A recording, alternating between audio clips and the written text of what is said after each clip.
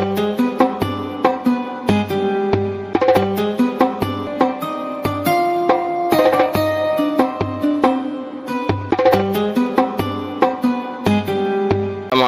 warahmatullahi wabarakatuh. Alhamdulillahilladzi an'amana bi ni'matil iman wal islam. Wassalatu wassalamu ala asyrafil anam sayyidina wa nabiyyina wa habibina wa syafi'ina wa qurrati ayunina wa maulana Muhammadun sallallahu alaihi wasallam. Subhanaka la ilma lana إلا ما علمتنا إنك أنت العليم الحكيم ربي يسر ولا تعسر يا ربي تمم بخير اللهم صل على سيدنا محمد الفاتح لما أغلق والخاتم لما سبق ناصر الحق بالحق والهادي إلى صراطك المستقيم صلى الله عليه وعلى آله وصحبه حق قدره ومقداره العظيم Allahumma faqihna fid din wa 'allimna at-ta'wil wahdina ila siratikal mustaqim. Puja dan puji syukur kepada Allah. Alhamdulillah, di waktu yang mulia ini Allah izinkan kita bisa duduk di majlis yang mulia ini. Mudah-mudahan selama kita duduk di sini Allah ampuni dosa kita, Allah berkahi kehidupan kita, Allah jauhkan kita dari bala dan wabak. Amin ya rabbal alamin. Salawat dan salam ke Nabi yang agung, Nabi yang mulia Rasulullah Muhammad sallallahu alaihi wasallam. Allahumma salli wa sallim ala nabiyina Muhammadin wa ala alihi wa sahbihi ajma'in. Ahbabuna fillah, duyufan al-a'izza, kita lanjutkan kajian kita kitab Bidayatul Hidayah lil Imam Abi Hamid Hujjatul Islam Abi Hamid al-Ghazali rahimahullahu ta'ala. Qala fa izharul haqq hasanun ma'a man yaqbiluhu minka wa dhalika bi tariqin nasihah fil khafiyah la bi tariqil mumarah. Apa kata Imam Al-Ghazali rahimahullahu taala? Fadharul haqq, maka menampakkan yang hak itu bagian daripada kebaikan. Kebaikan beserta orang-orang yang bisa menerima daripada engkau. Jadi ketika kita menasihati orang, ini masih dalam bab lisan ini, ya, tidak boleh bermujadalah, berdebat-debat dan lain sebagainya. Kemudian menampakkan kebaikan dengan menasihati orang-orang yang melakukan kesalahan. Tapi orang yang melakukan kesalahan ini pun mereka bisa untuk dinasihati. Jadi ada orang yang tak mau dinasihati, maka tak usah kita nasihati. Jadi ketika kita nasihati ngeyel dia. Saya pernah menasihati seorang yang sedang berwuduk, kemudian ya basuhan tangannya tak sempurna, tidak sampai ke siku dia basuh. Kemudian kita tegur, ketika kita tegur dia ngeyel dia. Dari dulu saya solat lagi, kata dia. Ketek yang baru kecil. Jadi ini orang yang tak bisa kita nasihati. Kalau orang tak bisa kita nasihati, tak usah kita menasihatinya. Tapi ketika orang-orang yang bisa menerima daripada engkau, kata Imam Al-Ghazali rahimahullah, wa dzalika bit tariqin nasihat, dan sedemikian itu memang jalurnya memang untuk menasihati saja. Jadi bagaimana caranya? Hendaklah kita menasihati dia fil khafiyah, dalam keadaan sembunyi. Ya, mungkin kita panggil dia, kita nasihati, engkau bagusnya seperti ini, seperti ini, seperti ini. Begitu dia. Jangan depan orang ramai kita menasihati orang, tak boleh. Apalagi menasihati para penguasa. Dia ada tipe orang kadang agak ember sedikit, agak bocor dia. Dia menasihati penguasa, wali kota, tapi depan orang ramai. Itu bukan menasihati, itu daripada memalukan dia itu. Tak boleh. Menasihati itu mesti dengan khafiyah. Anak pun seperti itu. Anak kita melakukan suatu kesalahan, jangan depan orang ramai dia kita panggil, jangan depan orang ramai dia kita salahkan, jangan. Itu berbahaya kepada akalnya, berbahaya kepada mentalnya. Jadi bagaimana? Hendaklah fil khafiyah. Khafiyah dalam keadaan santai, dalam keadaan tersembunyilah, yang tidak dilihat oleh orang ramai. La bi tariqil mumarah, dan itu pun bukan untuk jalan berdebat atau bukan jalan untuk mempermalukan dia. Walin nasihati sifatun wa hay'atun. Apa kata Imam Al-Ghazali rahimahullah? Dan nasihat itu memiliki cara. Sifatun wa hayatun, ada caranya. Jadi kita jangan asal-asal menasihati orang kalau kita tak tahu cara. Dia ada cara menasihati orang.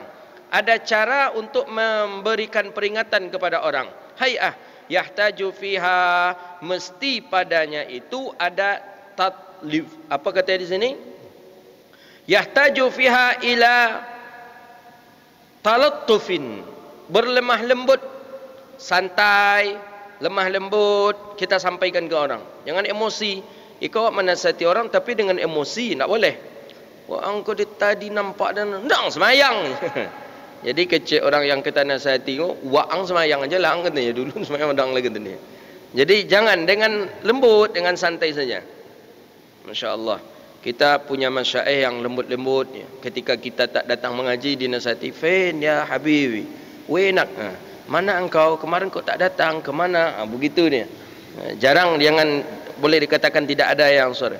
Wa illa sarat fadihah. Kalau kita tidak pelan-pelan, kata Imam Ghazali, kalau kita tidak lunak lembut, tidak lemah lembut menasihati seseorang, sarat fadihah. Justru itu membalik kepada kita. Jadi itu membalik kepada kita dan tidak lagi bagian daripada nasihat, tapi bagian daripada menceritakan aib orang kita di hadapan orang banyak. Wa kana fasaduha aktsar min salahya, maka fasadnya itu lebih besar lagi dibandingkan dengan eloknya. Jadi lebih banyak masalah yang akan diselesaikan daripada kebaikan daripada nasihat tadi sampai. Lebih banyak ruginya daripada eloknya kalau kita keras-keras menasihati orang. Kemudian dilanjutkan oleh Imam Ghazali, wa man khalata mutafaqqihatul asr, dan siapa yang bergaul dengan orang-orang ahli fikih zaman ini. Ni orang-orang ahli fikih asar itu di zaman beliau. Maksudnya orang-orang ahli fikih tidak di zaman salafus saleh. Ya, ini di zaman Imam Ghazali, apalagi ahli fikih di zaman kita. Memang ahli fikih ini suka berdebat dia. Pokoknya kalau nampak yang hobi-hobi berdebat itu biasanya orang-orang ahli ilmu fikih ini. Suka berdebat. Kadang dalam masalah wuduk, kadang dipermasalahkan juga itu. Air mustakmal, tak mustakmal. Kadang dalam kunut itu dipermasalahkan. Itu kan semua yang diperdebatkan itu kan masalah-masalah khilafiyah itu. Usalli, masalah sayyidina, masalah kunut, zikir jahar, doa bersama, itu kan masalah-masalah furuk yang ada dalam fikih. Dalam masalah akidah jarang orang memperdebatkan. Hari inilah mulai baru fitnah besar-besaran itu. Nyata-nyatanya orang-orang ahli syubhat mengatakan Allah bertangan, Allah duduk di arsy, Allah memang duduk berselo di atas kursinya, Allah macam Allah berjisim. Hari ini yang nyata-nyata orang melakukan kesyirikan dan kekufuran itu. Kalau hiduplah di zaman para ulama salaf, hari-hari ini mereka ni sudah dilenyapkan darah mereka ini. Karena mereka sudah menampakkan kesyirikan mereka. Dulu tak boleh. Nabi sendiri kan menjelaskan itu. Apa kata baginda Nabi sallallahu alaihi wasallam? Tafakkaru fil khaliqi wa la tafakkaru fil khalqi wa la tafakkaru fil khaliqi. Pikirkanlah, atau kamakal, pikirkanlah yang aku ciptakan, tapi jangan pikirkan tentang yang menciptakan. Yang menciptakan Allah, kita kenal Allah, zat wajibal wujud, ada zat Allah, zat wajibal wujud yang ada Allah. Sifat Allah, ini sifat-sifat Allah. Cukup tahap itu saja. Jangan sampai di mana Allah, seperti apa Allah, apa kerja Allah, akan bahaya nanti itu. Allah turun dalam setiap saat sepertiga malam, tu turun taruh je lebih. Allah Taala naik. Hari ko turun di Indonesia, bekau sementara turun pula di Malaysia, sementara turun. Tu kapan Allah naik? Kan bahaya. Maka oleh karena itu tidak ada dahulu orang-orang para ulama memperdebatkan sampai detail masalah-masalah akidah. Yang sering adalah masalah-masalah fikih. Maka kata Imam Ghazali, wa man khalata dan siapa yang bergaul dengan orang-orang faqih, ahli-ahli fikih zaman ini, maka biasanya dia dikuasai atau mengalahi keaslian daripada dirinya. Maksudnya kalau ulama fikih itu jarang nampak bahawa dia itu seorang ulama. Memang ya ulama fikih itu agak necis gayanya sikit. Ya agak moderat lah begitu. Dibandingkan ulama-ulama tasawuf. Kalau ulama tasawuf ya dengan sorbannya, dengan kain sarungnya, kadang dengan ridak selendangnya, dengan apa lagi, dengan jubahnya, kadang dengan tongkatnya. Itu ulama-ulama sufi. Kalau ulama-ulama fikih agak necis lah gayanya gitu. Awak kan tahu ulama pun nak joleh gini gitu. Joleh bukan ulama lah gitu dia. Tapi ulama yang dimaksud di sini memang ulama-ulama yang tafannun dalam bidang ilmunya. Wal munaqashah. Jadi wal jidal, menghilangkan sifatnya karena ulama-ulama fikih sering daripada berdebat, sering bermujadalah, maka itu mempersulit dia untuk diam. Maka orang yang seperti itu, ulama-ulama yang seperti itu, mereka disematkan kepada ulama usuk. Ulama usuk ni ulama jahat. Jadi siapa ulama usuk? Ulama usuk ulama yang suka berdebat, ulama yang suka dia bermujadalah, ulama yang susah dia untuk diam. Dan ulama su' juga ulama yang dia diam saja dan tidak menasihati terhadap pemimpin zalim. Jadi ketika ada dia di lingkaran pemimpin itu, nampak kesalahan pemimpin itu, kemudian dia diam saja, dia tidak berbicara apapun, maka dia termasuk ulama usu'. Itu dia. Imam Ghazali agak ketat sedikit menambahkan ulama su' tu. Ulama su' itu adalah ulama yang keluar masuk dia ke istana raja. Itu termasuk ulama su' tu. Jadi kalau antum nampak seorang ulama yang kerjanya keluar masuk terus ke rumah pejabat, ke rumah penguasa, ke istana presiden, atau ke rumah gubernur, atau ke rumah wali kota, keluar masuk sebentar inyo je nampak, keluar sebentar, keluar masuk, inyo je nampak begitu. Imam Ghazali sudah mencap orang itu ulama usu' namanya. Itu dia. Jadi hati-hati juga antum. Kita bergaul bila bisa saja, tapi jangan sampai awak pula memasangkan sepatu inyo ajan leh. Siapa nyapak tadi itu? Jangan. Ada, saya pernah menengok ada orang yang memasangkan sepatu, mencium tangan pejabat. Jangan, tidak boleh. Keluar masuk daripada rumahnya saja, itu sudah dicap kita sebagai ulama usuk. Apalagi kalau kita cium pula tangan dia, membalikkan sendal dia lagi. Tidak, jangan. Tak boleh. Kita sebagai orang yang ahlul ilmi, kita orang yang Allah beri kelebihan ilmu, jangan rendahkan ilmu kita di depan para penguasa. Jangan. Salah dia tegur, sampaikan yang hak. Salah dia sampaikan, nasihati. Terima tak terima, lentak dia lah. Terserah dia lah. Begini pak, begini. Tak dia terima, tidak ada masalah. Itulah gunanya ulama itu menasihati daripada para penguasa. Tapi jangan tetap kita berlakukan hay'ah tadi, cara di atas tadi. Jangan depan orang ramai ketika dia menyampaikan kata semutan langsung kita tegur, Pak wali kota, bagaimana bapak begini. Itu tak boleh. Itu tak boleh. Itu merendahkan orang di depan orang ramai, juga hukumnya haram. Tak boleh. Jadi orang-orang yang suka berdebat, yang susah dia untuk diam, maka dia disebut dengan ulama usu'. Wa anna dzalika huwal fadlu wal qudra ala mahajatil wal munaqashah. Bahwa sedemikian itu dengan kegemarannya untuk bermujadalah, untuk berdebat-debat itu untuk menampakkan keunggulannya dan kehebatannya dalam berhujah. Itu dia. Jadi dinampakkan di depan orang ramai, dia pandai berhujah, dia pandai berpidato, dia pandai menyampaikan berdebatlah. Setiap orang berdebat dengan dia kalah, setiap orang berdebat dengan dia kalah. Dia ingin menampakkan itu kepada orang supaya mengangkat daripada kedudukan dia, dan supaya para jemaah pun simpatisan kepada dia. Memang mantap buya dia, pandai dia. Yang seperti itu sudah disebut dengan ulama usu'. Na'udzubillah. Penyakit yang paling berbahaya ulama usu'. Wal munaqashah walladhi yamtaduhu bihi fafirru minhum firaraka minal asad. Maka hendaklah lari kamu daripada mereka seperti larinya engkau daripada kejaran singa.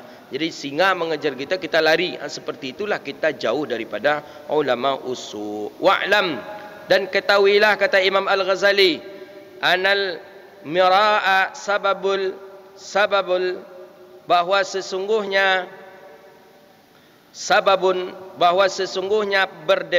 perdebatan itu menjadi sebab marahnya Allah. Allah tak suka kepada kita.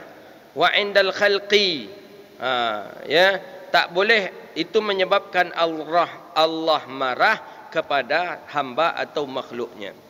Wal khamis, yang kelima, jagalah daripada tazkiyatun nafs, membersihkan diri. Ni tentang tazkiyatun nafs. Sekarang kajian, ada orang buat kajian tazkiyatun nafs. Tazkiyatun nafs itu kajiannya sebenarnya tazkiyatun nafs itu kajian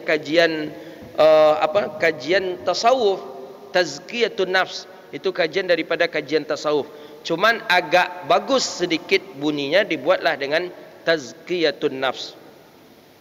Apa kata Imam Al-Ghazali rahimahullah? Faqad qala Allah Ta'ala, Allah Subhanahu wa Ta'ala berfirman dalam Al-Quran. Apa firman Allah?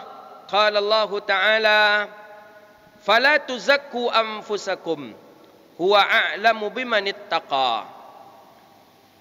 Maka jangan, maksudnya orang-orang yang membersihkan mereka akan diri mereka. Orang-orang banyak menganggap diri dia lebih suci, diri dia lebih bersih dibandingkan orang lain.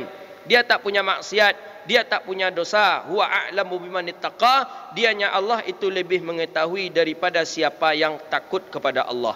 Jadi kita tak boleh membersihkan diri. Kita menganggap diri kita yang lebih bersih, kita menganggap diri kita yang lebih suci, kita tidak pelaku dosa sedangkan orang lain pelaku dosa, itu tidak dibolehkan dalam pandangan syariat. Wa'lam, kemudian qila li ba'dil hukama ma as-sidqul qabih. Apa itu kejujuran yang dicela? Dia kebaikan tapi dicela. Dia kejujuran tapi dicela. Tidak bagus kejujuran itu, tapi dia suatu kejujuran. Mana dia? As-sana'ul mar'i ala nafsihi, pujiannya seseorang terhadap dirinya sendiri. Awak memuji diri awak, itu nak elok tu. Dan memang mantap. Apa mantapnya?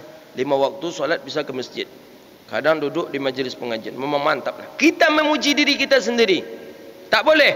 Fa iyyaka an tata'awwada dzalik, jauhkanlah diri engkau daripada memuji diri engkau sendiri. Begitu juga memuji keluarga, memuji anak, memuji keturunan, tak boleh. Kita memuji diri kita tak boleh. Kalau orang lain memuji kita silahkan saja, tapi jangan kita memuji diri kita. Itu bahaya itu. Kita memuji diri kita. Dan Rasul dia tak banyak dia buat dosa tu. Karena solat 5 waktu jemaah ke masjid, dan duduk di majlis ilmu, puasa Senin Khamis, duha tak tinggal, Rasul dia tak banyak dosa dia. Tapi kalau orang mungkin dia banyak, yang ini sedang bercerita je kawannya tu. Orang mungkin yang duha nak pernah nampak dia dan orang semayang sunat je nak pernah dah. Orang nampak dia dan semayang masbuk tarawih je, dosa banyak tu. Menyebut yang model itu tu tu perkara yang berbahaya. Karena kita seolah-olah diri kita saja yang bersih, diri kita saja yang suci, itu bahaya. Wa alam anna dzalika yanqusu min qadrika 'indan nas. Ingat, kata Imam Al-Ghazali, bahawa engkau memuji diri engkau sendiri itu mengurangi wibawa dan martabat engkau daripada sisi manusia. Jadi menurut orang, awak memuji diri awak tu, orang tak percaya no, sama awak ya. Kalau kita punya kawan ku sibuk aja mencerita hebat inyo aja. Dan alhamdulillah lah tadi memang mantap no tadi ni. Lah siap semayang tadi diajak lu dek kawan nabu katanya. Bisa lu majak kawan makan katanya dia. Jadi memang kehebatan ini aja. Kawan makan di traktir pula dek kawan tu katanya. Sudah itu ada pula dia apa dek orang katanya. Memang kehebatan dia saja. Padahal kata orang di belakangnya, entayun tindak kata ceritanya aja ni. Kadang besok pas ketika nyo duduk kata kawan, jendang awan apa jatuh le kadang otak tu mah katanya. Kan meruntuhkan orang-orang yang memuji akan dirinya sendiri, itu mengurangi kehebatan atau wibawa dia di sisi manusia. Bukan itu saja, yujibu maqtaka indallah, maka engkau layak mendapatkan marah daripada Allah Subhanahu wa taala. Allah pun marah kepada kita. Allah benci kepada kita. Jadi jangan banyak-banyak memuji diri kita, jangan. Si anu tu alun itu, dan tahu si anu tu mah. Si anu tu ke masjidnya baru di siap-siap pensiun ko. Kalau dan dari dulu lah alun dan pensiun lah ke masjid je dan kana. Itu memuji dirinya sendiri. Kadang jemaah kita banyak terbibit dalam masalah ini. Mentang-mentangnya agak dulu hijrah daripada kawannya, kemudian dia memuji diri dia. Saya lebih dulu hijrah daripada si anu tu baru tu kata dia. Kemudian fa idza aradta an ta'rifa an sana'aka ala nafsika la yazidu fi qadrika 'inda ghairika. apabila engkau menginginkan bahawa engkau kenal akan pujian engkau di atas diri engkau, la yazid, tidak akan menambah pada kehebatan engkau daripada orang yang lain. Jadi tidak akan menambah. Oh, gara-gara kita memuji diri kita kemudian orang pun takzim kepada kita? Tidak. Gara-gara kita memuji diri kita kemudian orang pun menghormati kita? Tidak. Saya ni studi saya S1, S2, S3 saya di sini-sini, saya dapat nilai ini. Kemudian orang hormat kepada kita? Tidak, kata Imam Ghazali. Tidak akan hormat orang kepada kita. Kenapa? Justru orang-orang di belakang kita akan mengatakan kita orang-orang sombong. Maka kata Imam Ghazali, disuruh kita oleh Imam Al-Ghazali, fanzur, coba pikirkan, kata Imam Al-Ghazali, ketika engkau duduk bersama orang-orang yang memiliki keutamaan, kelebihan, dia duduk bersama engkau, dia bercerita tentang kekayaannya, dia cerita tentang kehebatannya, dia bercerita tentang kekayaannya. Di dalam hati engkau mengingkari tidak? Setuju tidak engkau dengan ucapan teman engkau yang memuji dia terhadap dirinya sendiri?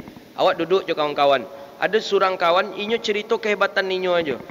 Terima tak batin kita? Kita tidak terima. Maka kata Imam Al-Ghazali, begitu jugalah dengan engkau, yang ketika engkau memuji diri engkau di depan saudara engkau, mereka sendiri pun tidak bisa menerima atas pujian itu. Jadi bagaimana? Lebih ancak kita jangan memuji diri kita sendiri. Itu dia.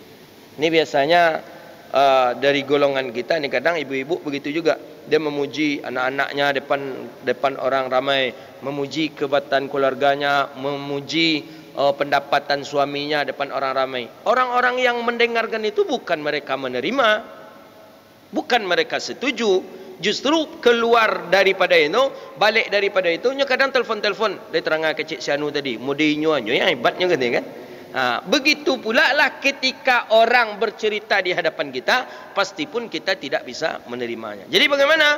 Fa'alsinatihim idza arfariquhud. Maka oleh karena itu, jagalah lidah kita daripada memuji terhadap diri sendiri. Jadi jangan puji diri kita sendiri. Tak elok, tak bagus kita memuji diri kita sendiri. Hebat pun kita, jangan puji diri kita sendiri. Kalau orang lain tak ampun. Atau kita minta pesanan pula ke orang, beko kalau ustaz ceramah tolong puji dan ketek je ustaznya. Ada juga tu pesanan macam tu. Ustaz ikut di kampung ambo ke ustaz katanya, kalau ustaz ceramah beko sabit-sabit jambo keteknya. Nyawa tengok-tengok pula tak ada yang pas disabit tentang inyo tadi, dia payah pula dah. Jadi untuk mempromosikan lah kita. Jadi tak bagus kita minta-minta promosikan tu, tak elok. Tak elok. Ustaz Abdul Somad, nanti ustaz ceramah tolong sebut nama saya ustaz yang. Karena Ustaz Abdul Somad kalau menyebut ni tentu mak kenal Ustaz Somad yo kata. Itu jadinya tu.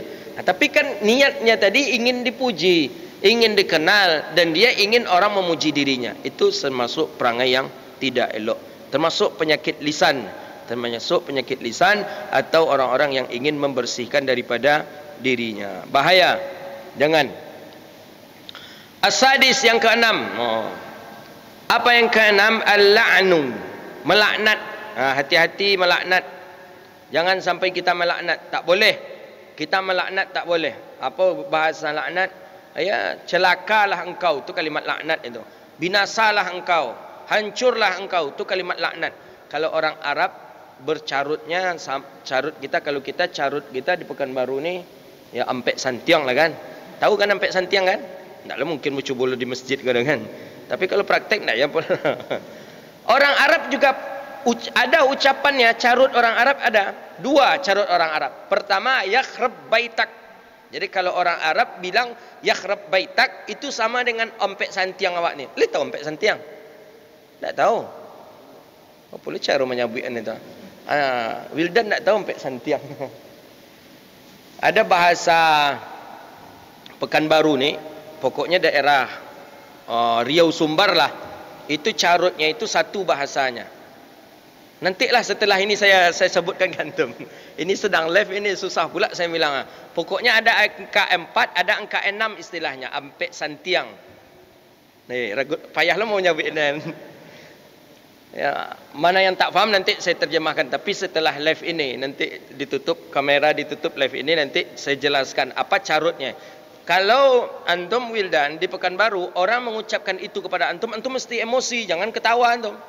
Ampek santiang namanya, mau kasih paknya. Ndak, antum harus marah. Itu kalimatnya kalimat. Orang Arab juga ada. Orang Arab ketika bercarutnya itu ada dua kalimat. Pertama, yakhrib baitak. Itu sama dengan ampek santai. Ampek amanya. Jadi memang kancingnya lah kan. Memang pada itu orang Arab pun ada yang seperti itu. Yakhrib baitak katanya. Ya upaya setelah saya tanya kepada masyaikh, apa arti yakhrib baitak itu? Sama dengan carut kita. Rupanya yakhrib baitak itu mereka melaknat. Yakhrib baitak, hancurlah rumahmu. Ya, begitulah dia. Habislah rumahmu. Rusaklah rumahmu. Itu yakhrib baitak. Maka kata Syekh, kalau ada orang Arab bilang itu, maka kalian jangan diam. Jangan kalian diam. Kalian harus marah. Karena itu bagian daripada carut marut dan itu kalimatnya kalimat laknat. Jadi jaga lidah kita daripada melaknat. Melaknat apa? Ab'ad min rahmatillah. Karena laknat itu, dianya laknat itu ab'adu an rahmatillah. Laknat itu menjauhkan kita daripada rahmat Allah Subhanahu wa taala.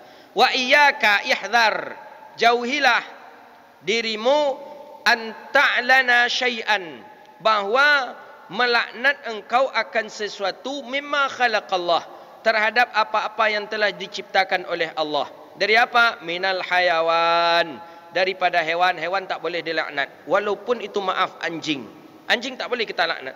Cilaku anjing kau mah kecewa. Tak boleh. Tak boleh. Hewan, kucing apalagi. Ketika kucing memakan ikan, atau ketika kucing pipis atau berak di tempat di sembarangan saja, kadang di ruangan tamu kita, kemudian kita cilaku kucing oleh, tak boleh. Biasanya orang-orang kampung kita sering mengucapkan itu. Tak boleh. Kepada hewan tak boleh. Sapi kah apakah dia tak boleh. Wat ta'am, makanan tak boleh kita laknat makanan. Tak laknat, kita laknat makanan tak boleh. Maka oleh kerana itu ini salah satu daripada dalil siapa kemarin? MUI Sumbar ya, mengatakan tak boleh memberi nama makanan itu dengan nama-nama yang terlaknat. Seperti apa contohnya? Nasi goreng iblis. Atau apa yang di Pekanbaru ada juga itu apa? Apa? Mie setan. Apa lagi? Tawon setan, rawon setan, atau apa lagi? Ada pokoknya kalimat-kalimat yang terlaknat. Itu tidak dibolehkan itu. Jadi memberi makanan dengan nama-nama yang terlaknat, dengan nama-nama yang dicaci tak dibolehkan. Apa lagi ya? Ada makanan gitu. Ya banyaklah makanan tak dibolehkan. Au insan, atau mencaci manusia, tak boleh. Menghina manusia tak boleh. Menghina manusia jasadihi, jasadnya, au sifatihi, atau sifatnya. Tersampaikan ke dia langsung, jasadnya umpamanya tengkak. Tengkak kata kita kan. Tak boleh itu. Yuang tengkak kata. Atau orang bertanya kepada kita, siapa katanya? Si fulan ni. Fulan mana kon? Itu fulan dan tengkak tu kata kita. Itu tetap tak boleh. Itu sama dengan kalimat laknat itu. Au sifatihi, atau sifatnya.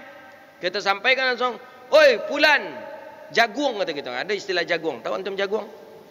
Kalau ada istilah jagung tu, kalau antum dipanggil jagung oleh kawan, jenggolak pula lah. Si anu jagung kata ni. Itu menandakan apa tu? Kikir. Fulan kikir kata dia. Itu sama dengan kalimat laknat itu. Tak boleh itu. Apa bisa lo jagung tu kecikik pula paynya dia? Sama orang Kampar hijau. Hijau kumanya, hijau man. Hijau tu jenggolak pula lah. Antum nanti nikah dengan orang Kampar, nanti mertua antum bilang, hijau laki kau madi ke cik umpama kan? Hijau suami kau di kan? Hijau tu jangan ketawa pula, terima kasih, enggak. Hijau tu pemalih.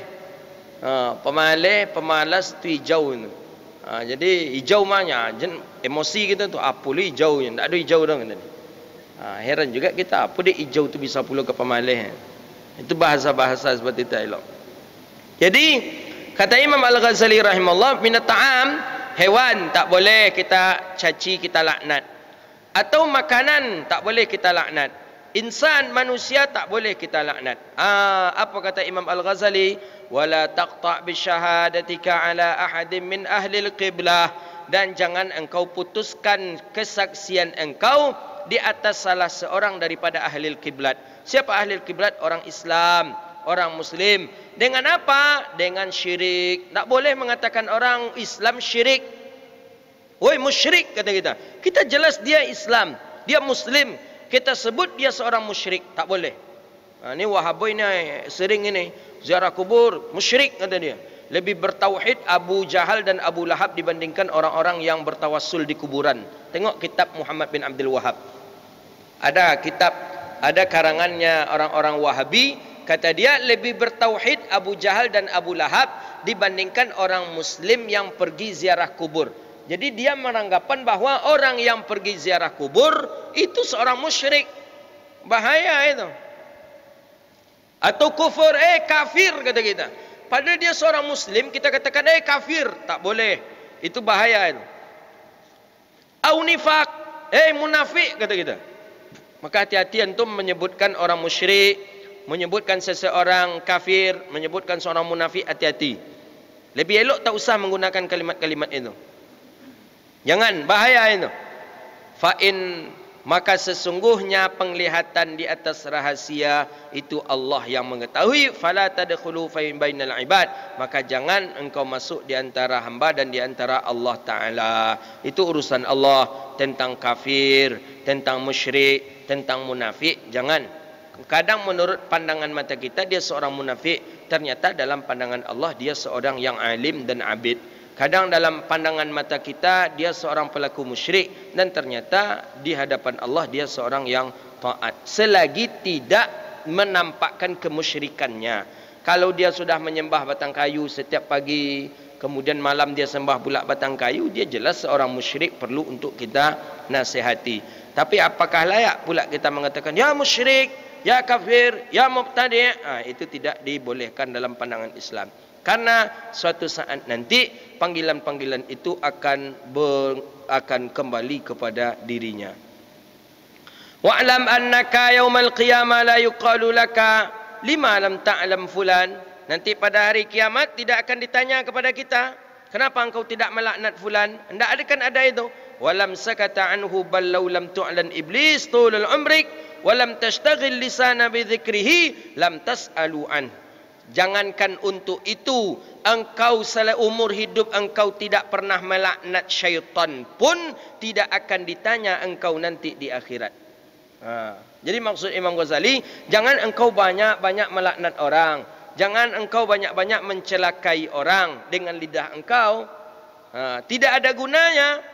Jangankan orang yang kadang dia berbuat baik, kadang dia berbuat maksiat, syaitan saja yang jelas-jelas dia berbuat maksiat kepada Allah, tidak akan dibutuhkan engkau untuk melaknat dia seumur hidup. Tak perlu dah. Cilaka syaitan kau. Laknat syaitan, celaka syaitan ni, celaka syaitan ni. Seumur hidup pun tidak engkau sebut itu, tetap engkau tidak akan nanti ditanya di hari kiamat, kenapa engkau tidak akan melaknat syaitan. Jadi dalam arti kata, hilangkan kalimat-kalimat laknat.